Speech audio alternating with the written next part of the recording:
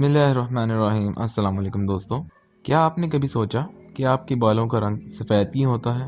क्या ये सफ़ेदी आपके ज़हनी दबाव का नतीजा तो नहीं? जी हाँ, एक नई साइंसी तहकीक के मुताबिक ज़हनी दबाव मुमकिना तौर पर बालों को सफ़ेद करने का बाइस बनता है।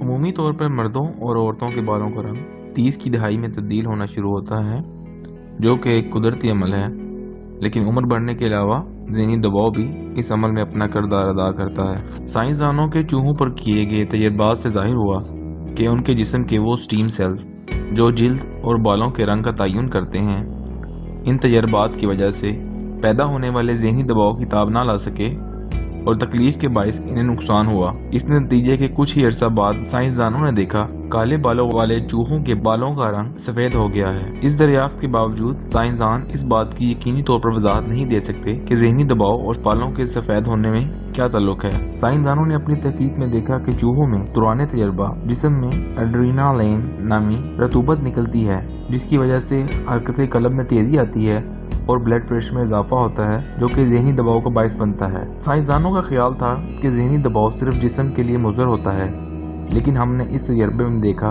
कि इसके मनफी असरात हमारी सोच से ज़्यादा होते हैं। एक और तजर्बे में साइंसदानों ने चूहे को हाई ब्लड प्रेशर में दी जाने वाली दवा दी। ऐसा करने से बालों में होने वाली तब्दीली को रोकने में कामयाबी हासिल हुई। इस तजर्बे की मदद से बालों को सफ़ेद होने से रोकने के तरीक़ेकार के बारे में साइंसदानों को अहम मालूमात हासिल हुई।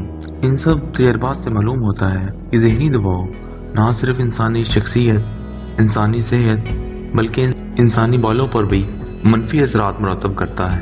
उम्मीद है आज की ये वीडियो आपके लिए इंफॉर्मेटिव होगी।